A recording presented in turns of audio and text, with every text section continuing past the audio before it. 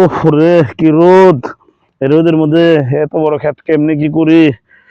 না একটু জিরে হওয়া দরকার, পানি টানি খাই, ভাল লাগতেছে না, রোদ কত।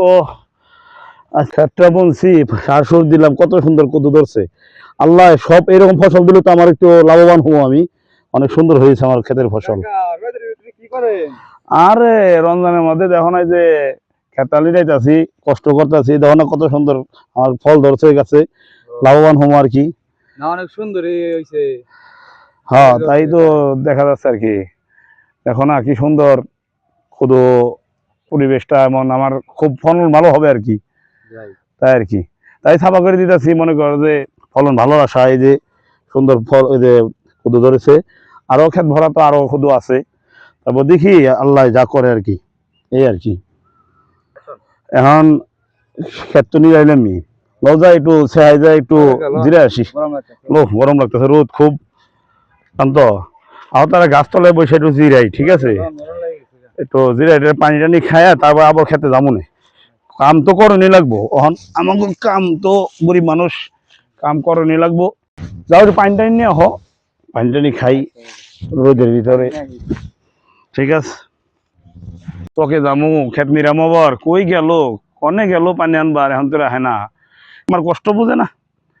এখন ক্ষেতটা নিরাই বেনছি, তাও একটু খেতে গেল না, খেতে যায় কইলো না বাপের লোক একটু ক্ষেতটা নিরাই। গরম লাগছে, এত সময় লাগে পানি আনতে, মনে কর যে এত মনে করি কি হরণ আছে, মনে করি আইছি গাছতলা বুইছি। আচ্ছা ঠিক আছে, আনছো তাহারা খাই আর কি।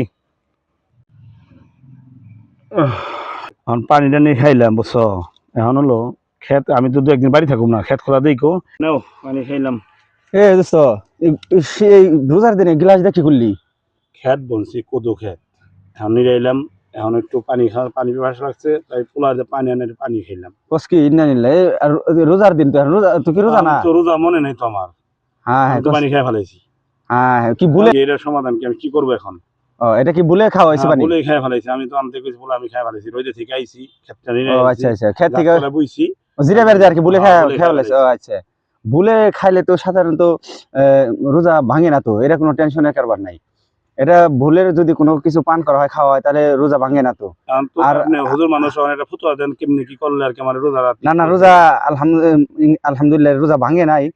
যেহেতু খাওয়ানোর সময় যদি মুখে থাকা অবস্থা মনে পড়ার পরও যদি গিলে খায় তখন ভাঙে, কিন্তু যদি এখন খায়া ফেলাইছে তখন যদি মনে পড়ে, থাকবো। হ্যাঁ হ্যাঁ ইনশাল্লাহ ইনশাল্লাহ, আপনার টেনশনের কোনো না, টেনশনের কোনো কারবার নাই। এটা ভুলে হয়ে গেছে, ভুলে হলে আল্লাহ তাআলা এটা একটা সমাধান দিছে যে ভুলে খাইলে কোনো বান্দা রোজা থাকে, যদি ভুলে খায়া ফেলায় তাহলে রোজাটা ভাঙে না, রোজাটা এমনি রোজাটা ভালোই থাকে, মানে রোজাটা হয় আর কি, মোট কথা রোজাটা ভাঙে না। রোজাটা আমি তো অনেকজনে আমাকে বুদ্ধি দেয়, কথা বলছে যে পানি ভুলে পানি এবং ভাত টাত খাইলে ওই রোজা ভেঙে যায়। না না না, এটা ভুল, ভুল। এটা এটা আপনার এই ভুলবশত কোনো কিছু খাওয়া ফেলাইলে, পান করলে রোজা ভাঙে না, এটা রোজাটা হয়ে যাবে ইনশাল্লাহ, আপনার কোনো টেনশনের কোনো কারবার নাই।